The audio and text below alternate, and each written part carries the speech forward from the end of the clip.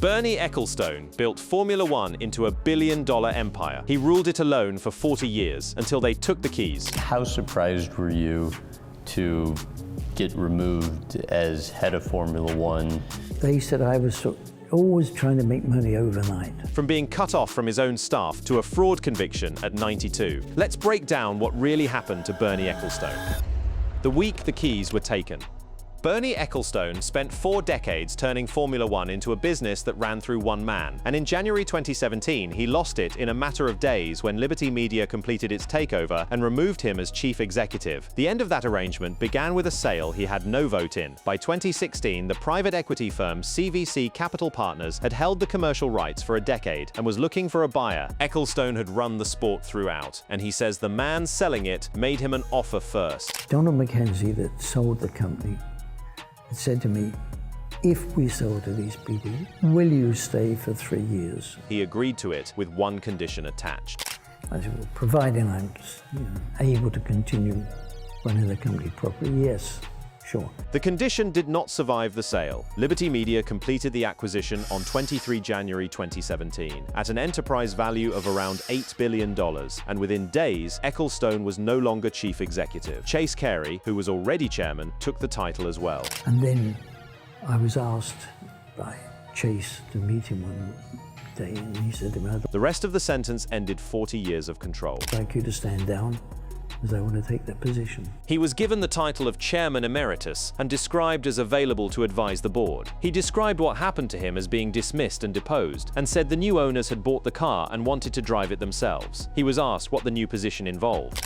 What does your role entail currently? Nothing. I don't do anything particularly. The separation went past the title and into the building. Somebody in the company that's been elevated to a position which was a bit different from when they were with me. What that person did next cut him off from staff he had employed for decades. Has told a lot of the staff not to discuss things with me, so they don't, officially. He was asked whether losing the sport had been hard. He said no, then corrected himself. Yeah, I mean, that day and maybe for a month afterwards, I thought, what the hell? Liberty made its reasoning public. Carey said Formula One needed a fresh start from a one-man dictator. The complaints had built for years: minimal investment in digital media, a revenue split that favored the rights holder and the largest teams, a calendar that chased the highest hosting fees, and no successor. Audiences had been falling, and the teams wanted more of the money. The management model changed at once. Carey sat at the top. Ross Brawn took the sporting side as managing director of motorsports, and Sean Bratches, formerly of ESPN, took commercial operations. Marketing and digital content became departments rather than restrictions. In 2019, Netflix released Drive to Survive, and audiences arrived, particularly in the United States. He kept the honorary title and no authority, and later said he had not realized it was time-limited. It expired in January 2020, and Formula One Group stated afterwards that he had played no active role since 2017. A colleague who spoke to him that day described the reaction. He was probably pretty surprised. I remember speaking to him on the day it happened, and I think you could sense an element of real shock there. Then it was gone, and what replaced it was the manner he was known for. He was just very matter-of-fact about it. He said, well, they've given me some funny title. That title came with one specific loss. Don't understand. I haven't got the keys anymore. We'll see how they go. So those keys opened a business he had built from nothing in a hamlet so small it barely registers on a map. The empire he handed over. Bernard Charles Ecclestone was born on 28 October 1930 at Hawke House, a converted public house standing beside the 12th century church of St. Peter South Elmham in rural Suffolk. His father Sidney chased herring across the North Sea aboard a rickety Lowestoft trawler. His mother Bertha held the purse strings with iron discipline, and the house itself was stripped to the bone. He said it was a big village, there was 8 houses, we should say. No indoor toilets and things. There were no holidays and barely any conversation between his parents, unless his mother was angry. When he was still a toddler, Bertha strapped him to her back and cycled roughly 20 miles to a hospital in Norwich, where doctors told her the boy was nearly blind in his right eye. In 1938, the family swapped Suffolk for Kent, settling near Danson Road with the docks and armament factories close by. And then the bombs came. And when the war was on, because of a lot of bombing and where we lived, every night there was air raids and things. Where the adults heard danger, the child heard entertainment, and the mornings after the raids became a treasure hunt through the wreckage. But I suppose me, as a kid, it was just very exciting. In the morning we used to go and pick up the bits of the bombs and things. So He left school at 16 in 1946 and took a job testing gas purity in a laboratory in Dartford, a condition his father set before allowing him to leave school at all. The bench became a trading floor almost immediately. I ran a used motorcycle dealership in the laboratory, more or less. Oh, really? Post-war Britain was starved of machinery and spare parts, and a teenager with a telephone line made a fortune out of scarcity. He talked his way onto the forecourt of a car showroom owned by Fred Compton, rented a slice for second-hand motorcycles, and outsold the cars so completely that by 21 the business was rebadged Compton and Ecclestone. He raced too on the grass at Brands Hatch and later in 500cc Formula 3 until a collision with fellow dealer Bill Whitehouse launched his car into the spectator car park. He woke up in hospital, decided he had no appetite for a lifetime staring at a ceiling, and got out. I was a reasonably successful used car dealer. Then, in 1971, Ron Taranach put the Brabham team up for sale, valuing it at roughly £130,000. Ecclestone put down a flat, take it or leave it number and refused to move. It's a bit embarrassing to discuss this, really. Right. It was 100, I think, 100 somethings. That £100,000 bought more than a racing team. It bought a chair at the table of the Formula One Constructors Association, the ragged alliance of British privateers the Continental manufacturers sneered at as garagistas. Ecclestone became its dominant voice, and by 1978, its chief executive, with the barrister Max Mosley beside him as legal architect. What followed was open war with Jean-Marie Balestre's Pfizer over rules, revenue, and authority, ending in a 13-hour session at FIA headquarters on the Place de la Concorde in Paris, and a confidential treaty that took the square's name. the Concord Agreement was a sort of peace treaty with the FIA, Right. where we agreed that The division of spoils inside that treaty is the single most consequential thing that ever happened to the sport's balance sheet. our group, me if you like, would be looking after all commercial matters and the FA would look after all the sporting matters. Those words handed him the commercial rights to a sport, and he went to work turning them into a machine. The money machine and the men who died in it. Before Ecclestone, promoters picked teams off one at a time and paid what they could get away with. A team that needed points was squeezed hardest. He turned the grid into a single seller with one price list. Control the picking up. teams, firstly, got paid. He also inherited a sport where races in some countries began roughly when enough people turned up, which was worthless to a broadcaster. So the first thing we've got to do is to make sure, which we did, races start on time, to the minute. Then came the move that built the fortune. Networks could no longer cherry-pick races and had to take the whole season or nothing. So I made them originate all the races and broadcast all the races. Formula One Promotions and Administration, a company he owned, became the clearinghouse through which every pound flowed. Promoters paid escalating fees to stage a Grand Prix, and hoardings, sponsorship, and the champagne-soaked Paddock Club were sold as premium packages. Prize money went to the constructors, and the surplus stayed with him. Then he sold slices of the machine while keeping his hands on the wheel, ending in 2005 and 2006 with CVC Capital Partners, who bought in on the explicit condition that he remain chief executive. But the empire was built on a graveyard, and the first grave belonged to a friend. Stuart Lewis Evans was a gifted young driver from a racing family who lived nearby in Bexley Heath, and by 1957 Ecclestone was managing him. Yeah, we were friends, or his father and I were friends. At the Moroccan Grand Prix at Ain Diab on 19 October 1958, Lewis Evans's Van Wall engine seized at speed. The car hit the barriers and caught fire, and he suffered burns reported at around 75%. Ecclestone watched the response collapse. His friend, wrapped in a blanket, left in a chair for hours before anyone treated him, then flown home conscious and in agony, asking for a cup of tea. He reached the burns unit at East Grinstead and died 6 days later, aged 28. Ecclestone left the paddock and stayed away for years. We lost too many people. He swore never to get that close to a driver again. Then Roy Salvadori introduced him to a blunt Austrian named Jochen Rindt, and the promise collapsed over a game of cards. Well, he was better than anybody else by a long way.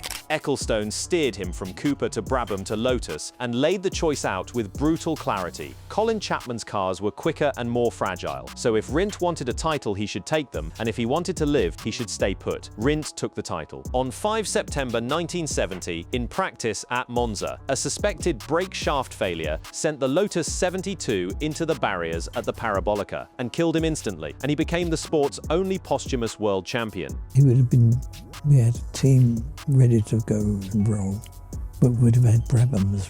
The two men had plans that never happened. His answer to all of it was not sentiment, but infrastructure. But that's when I got Sid Watkins to stop being a surgeon and a doctor.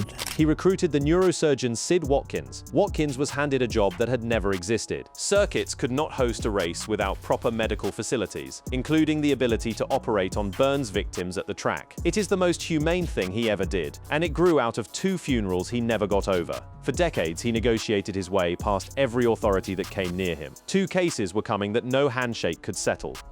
The law catches up. The first began with the sale of Formula One itself. In 2006, the Bavarian state bank Bayern LB sold its roughly 47% stake in the commercial rights to CVC for around $1.4 billion. Prosecutors alleged Ecclestone paid the bank's chief risk officer, Gerhard Grybkowski, some $44 million to steer the sale toward the buyer, who would keep him in the cockpit. Grybkowski was convicted in Germany and sentenced to around 8 years. Ecclestone admitted the payment but denied it was a bribe, saying Grybkowski had blackmailed him with the threat of exposing his tax affairs. His own trial opened in Munich in April 2014, a possible 10-year sentence hanging over a man in his 80s. In August, German law offered a door that does not exist in most jurisdictions. The case could be closed with a payment and no finding of guilt or innocence. He paid $100 million, of which $99 million went to the Bavarian state treasury and $1 million to a children's hospice, with the court noting considerable doubts that a conviction was probable. His own verdict was that he had been a bit of an idiot to pay, since the judge had all but signaled he was likely to walk. A civil claim by Konstantin Median failed, though a London High Court judge had already called the arrangement with Grybkowski corrupt. The second case was different. In July 2015, meeting HMRC investigators probing years of offshore structuring, Ecclestone said he had established only one trust for his daughters and was neither settlor nor beneficiary of any other trust anywhere in the world. It was untrue. He was connected to further structures, including one tied to a Singapore-based account that had received a transfer of roughly $650 million out of Switzerland in 2010. He was charged with fraud by false representation under the Fraud Act 2006. He pleaded not guilty, then changed his plea on 12 October 2023 at Southwark Crown Court. The judge weighed the deliberate deception of a tax authority against his age of 92, his health, his clean record, his young son, and his efforts to settle the wider bill, and handed down 17 months imprisonment, suspended for 2 years. Alongside it came a civil settlement, with HMRC of approximately £652.6 million in tax, interest and penalties across roughly 18 years, among the largest individual settlements in British history, plus around £74,000 in prosecution costs. And then there is Crashgate. In 2023, the German outlet F1 Insider reported him saying that he and Max Mosley had known enough during the 2008 season about Renault's deliberately crashed car in Singapore to act, and chose not to spare the sport a scandal, adding that Felipe Massa had been cheated out of the title he lost to Lewis Hamilton by a single point. Massa sued Ecclestone, Formula One management and the FIA, seeking recognition as the rightful 2008 champion and damages reported at around £64 million. Ecclestone has since disputed the interview's accuracy, blamed language barriers, and insisted no mechanism existed to annul the race. Proceedings were still live into 2025. He was never a man who lost arguments. He was, by then, a man defending them from the outside. Strip away the courtrooms and the corporate structures, though, and there is a second ledger underneath, and that one does not balance either. What the deals cost him. There were 3 marriages, 4 children spread across 65 years, and a fortune arranged, so it never sat still in one place. He married Ivy Bamford in 1952, and their daughter Deborah arrived in 1955 before the marriage dissolved in the 60s. Then, at Monza in 1982, he met Slavica Rudic, a Croatian former Armani model, 28 years younger and conspicuously taller than him. They married in 1985 and had Tamara and Petra. 24 years later, Slavica filed for divorce, citing unreasonable behavior, and the March 2009 settlement was reported at £740 million. Yeah, that's the problem. Now I've got a lot more time, so I can spend a lot more time with them. And upward among the largest of its era. In 2012, he married Fabiana Flosi. About the conversation, Well, how do you feel about being a father so much later in life? it was arranged.